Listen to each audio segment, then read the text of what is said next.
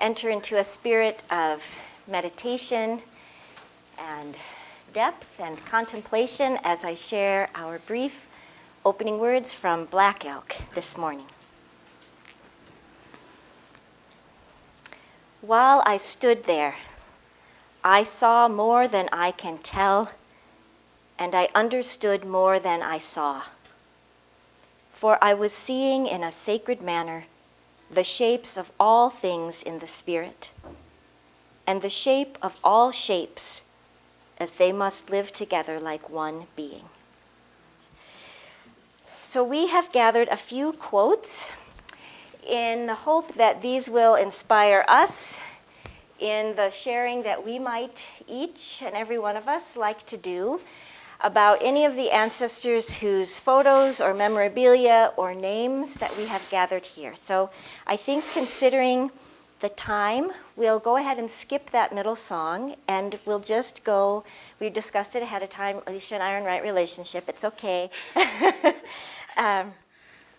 We will share some brief quotes from other people, and then we will begin to share some of our own reflections and then open it up. If any or all people would like to come forward one by one, just to point out somebody who's here or somebody's name or something you remember or recollect, or what makes you not even want to speak about it, whatever it is that you'd like to share. We will make space for that soon.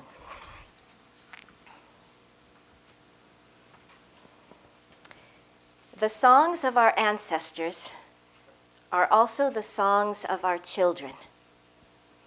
That's from Philip Carr-Gomm. Individually, every grain of sand brushing against my hands represents a story, an experience, and a block for me to build upon for the next generation. From Raquel Cepeda. To acknowledge our ancestors means we are aware that we did not make ourselves. We remember them because it is an easy thing to forget, that we are not the first to suffer, rebel, fight, love, and die. That was Alice Walker. Our ancestors said to their mother, Earth, we are yours. Modern humanity says to nature, you are mine. From Sharon Brubaker. And finally, breathing in, I see all my ancestors in me. My mineral ancestors, plant ancestors, mammal ancestors, and human ancestors. My ancestors are always present, alive in every cell of my body, and I play a part in their immortality. From Thich Nhat Hanh. About a year ago, I started thinking more personally about ancestors, and it's obviously part of a journey, as all of this is. But when I first came to the Dakotas, to this part of the country, the work that I became involved in almost immediately was something that I now, support my husband with, is the identification and protection of places where the ancestors of this place would go to pray and rest, and I've seen how meaningful it is for people to be able to reconnect to those places and people, but then I also, as I said, about a year ago, started to connect with my own ancestry, and that's why I'm going to share this quote with you, which comes from a book on that topic. And it says, "We are bonded with the ancestors as life to death, light to shadow. The choice is not whether or not to be in relationship with them, but whether or not these relationships will be conscious and reciprocal." And so I just want to offer to everyone here, it's beautiful to be in community with you, and it's also beautiful to be able to acknowledge that I'm in community with the people in this room, but also the ancestors that brought you to this place and time. And I also offer a prayer for all of those out there suffering, suffering on the other side, but also here, and that we can, in that reciprocal relationship, draw strength and have compassion. And it just expands when we expand who we're thinking about with that. So that's what I wanted to share. Okay, so I've been thinking about this for a while. So you're lucky it's only 3 sentences.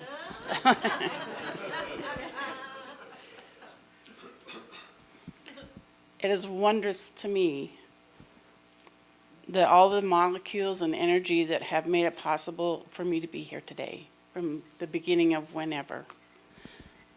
My question is, did any of my previous generations stop and ponder their progeny's fate? My answer, more than likely not, specifically. But I have to think that even if not spoken out loud, that there was at least the thought or hope of a good and better life for those who had not yet arrived. Here's a short list. Tori,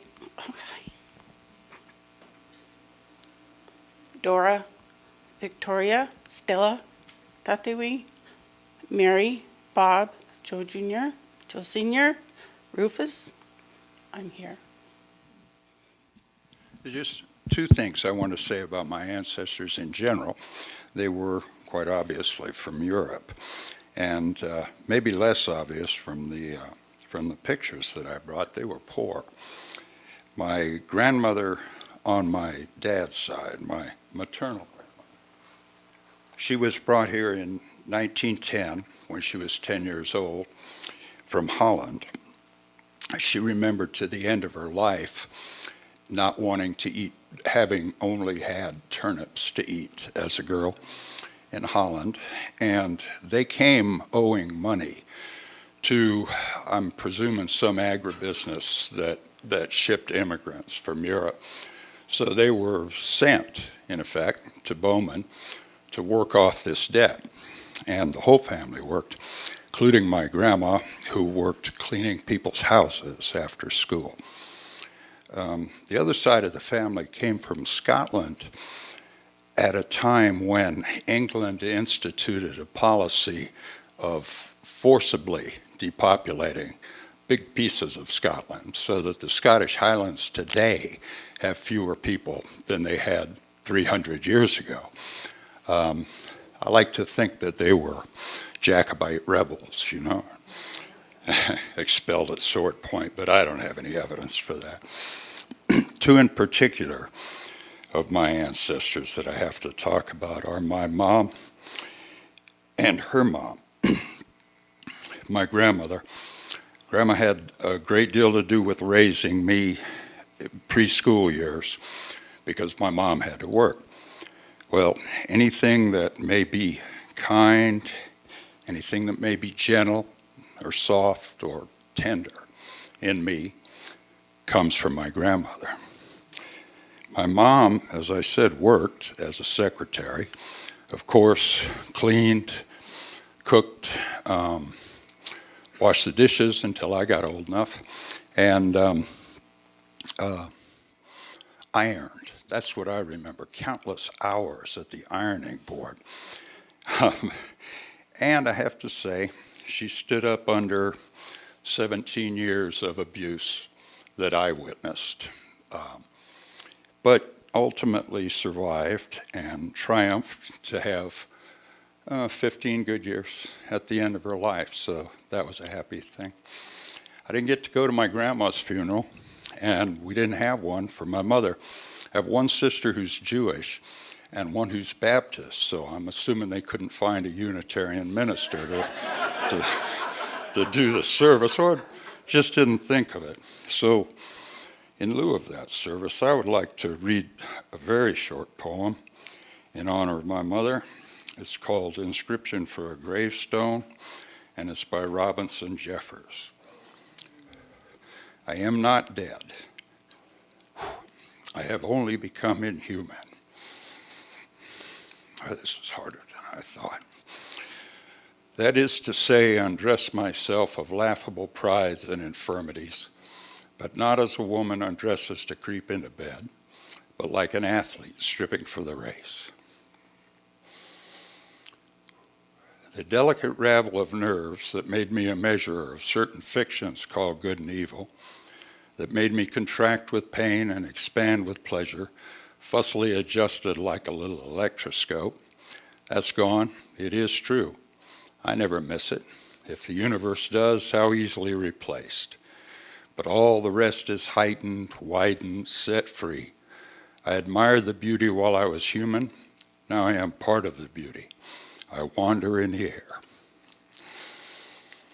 I wander in the air, being mostly gas and water, and flow in the ocean. Touch you and Asia at the same moment. Have a hand in the sunrises. And in the glow of this grass, I left the light precipitate of ashes to earth for a love token. My name is Dean Conrad, and my parents and I were members of this fellowship when it began. My father's name is Gaylord, and my mother's name is Abigail. This is my father and mother on their wedding anniversary on a train from the way to Chicago from Bismarck. My father was a great cigar smoker. You can hear that from everybody.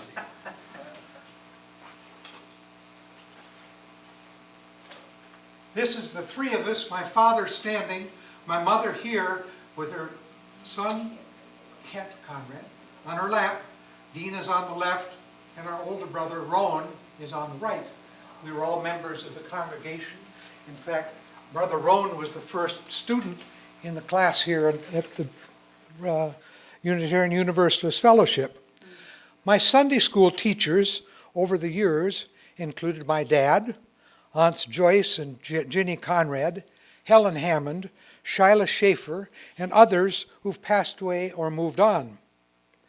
I recall going to the Borden farm on Easter Sunday to recognize new life in the spring. The Sunday my folks were killed in 1953, I can remember we went to the Sunday school class on the top of what is now the Patterson Hotel with my father as the teacher. The point that he made was that the world was larger than one's neighborhood. I have no conclusions about, for example, the origins of the universe.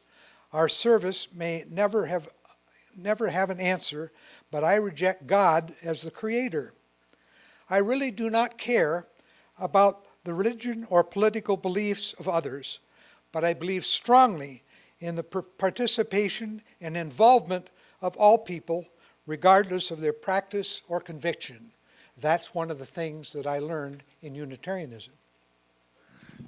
My grandparents on both sides of my family were immigrants, on my father's side from Sweden and my mother's side from Norway. And I'll show you a picture of a couple of those. This is my Swedish grandparents, my grandfather, Charles Lidstrom, and his wife, Anna. The story of Anna is one of those immigrant stories that tear your heart out. She came with her mother, which says to me the father must have been dead. They were coming to St. Paul where the mother had a brother. And the mother got sick when they got on the train in New York City. And by the time she got to Chicago, they took her out and put her in a hospital, and she died, leaving my grandmother, who was, the family doesn't know, 9 or 10 or 11. Didn't speak any English. Mother just died. Doesn't know anybody. But the Travelers Aid Society called the Swedish American Society, and the Swedish American Society called her uncle in St. Paul, and they kept her until he came and got her. She ended up having 13 children, 9 of whom lived. She was in a ranch south of Galligo, 6.5 miles, which is where I grew up. And this is my mother, who was a darling little girl. And when she was 12 years old, her parents died within 2 months of each other of tuberculosis. This is the story of the ancestry of people in North Dakota. I think the illness, the hardship getting here, all of that. So I'm very proud of all of them.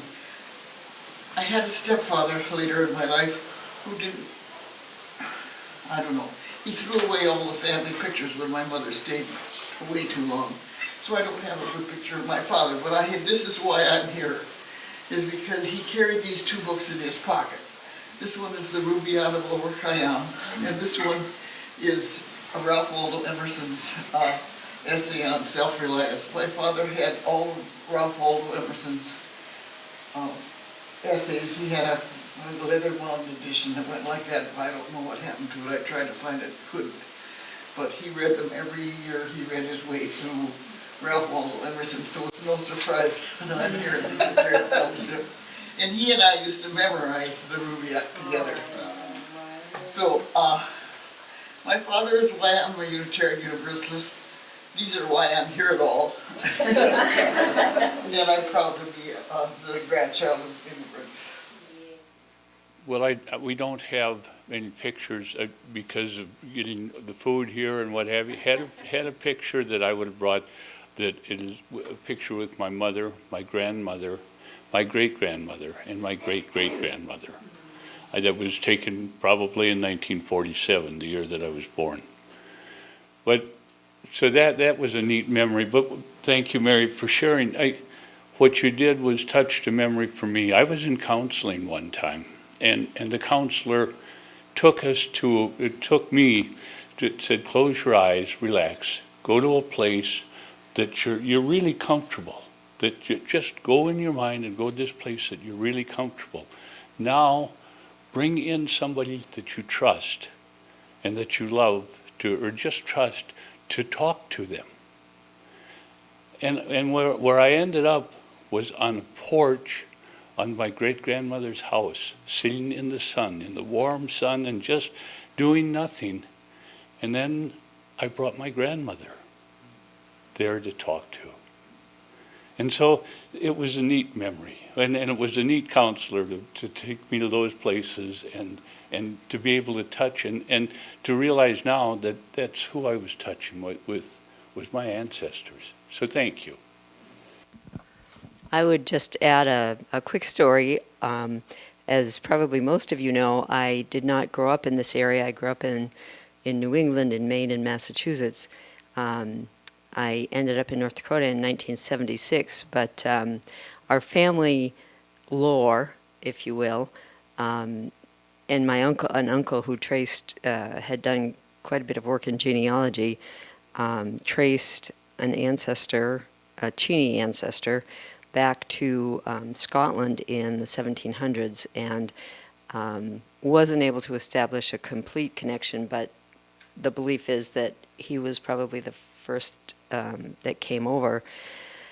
And there's also family lore that says a distant relative by the name of Hunnewell was on the Mayflower, none of which I can prove by a long shot, but it it's interesting, and just to consider what might have been going on way back then. And I was able to bring a picture of my maternal grandfather, who my mother never knew. He died when she was about 3 months old. My paternal grandfather and maternal grandfather, and then the tiny baby up there is my mother's mother at 6 months old. So that's quite a treasure, because that would have been in 1889. Anyway, it's just another kind of story from another part of the country. I'll make it real quick. My dad's family is from Ohio, the family of 5 boys. And one of them loved this young farmer's daughter, and the farmer would have nothing to do with it. So he put her in a buggy, and off they went to the train to, send her out east to school. Well, this son jumped on his horse, chased after the buggy, made them stop, knelt down, pleaded his love, and the farmer relented, and they got married. Well, one of their kids then came to Mott, North Dakota, and therefore had my dad, and et cetera, et cetera. So the moral of the story is, always jump on your horse and chase that buggy. Otherwise, he ain't going to be around. I spend a lot of time launching someone right now, so my almost 18-year-old, and I think a lot about why he is the way he is, and so I think that when we're talking about ancestors and you look at putting somebody out in the world without you, it's pretty cool because he has like the uber confidence of the Peels and the ridiculous ability to have a good time despite all odds of my father.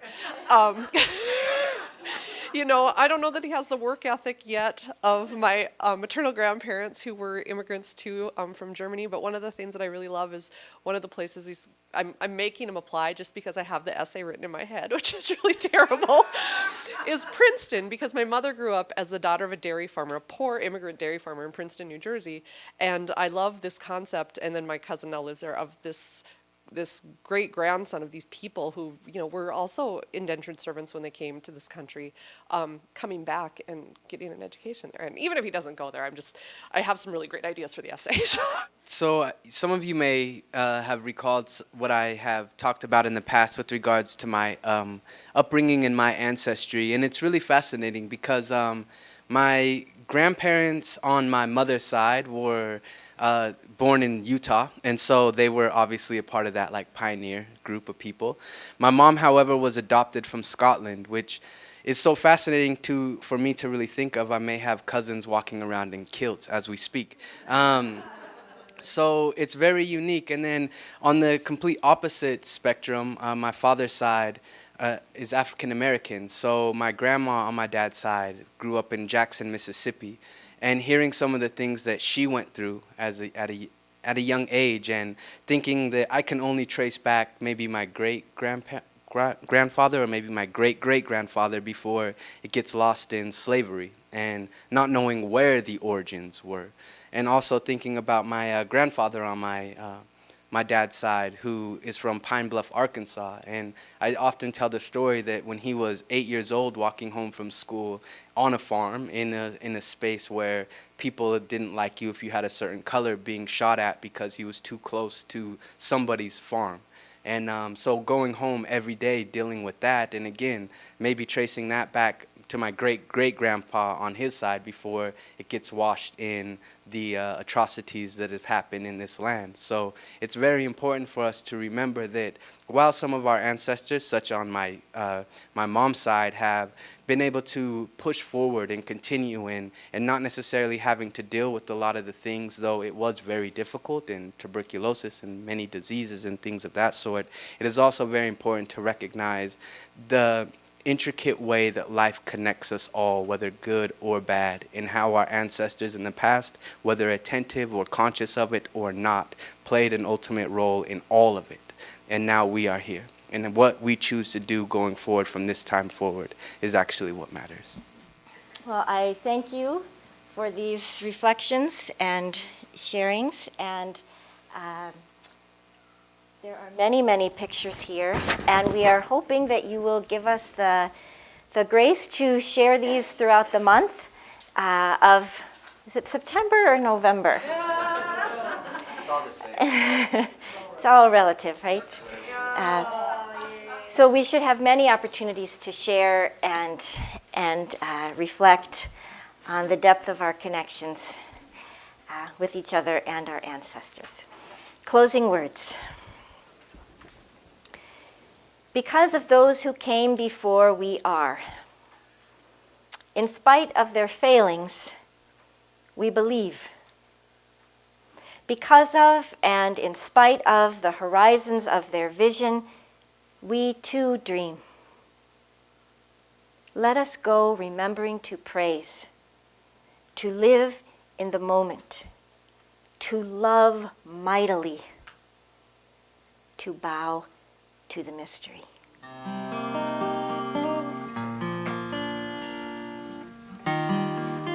Take a deep breath, a good look into the dark. See embers glowing, a growing willing heart.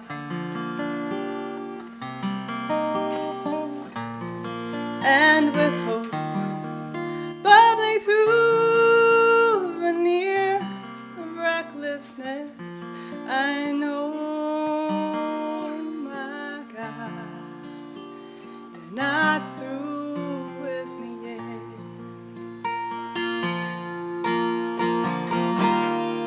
Always in my dreams I am walking along the shore. Beside me are the footprints of my soul. Carry me to laughter, love, to everything and more. All of this to realize, not so far away.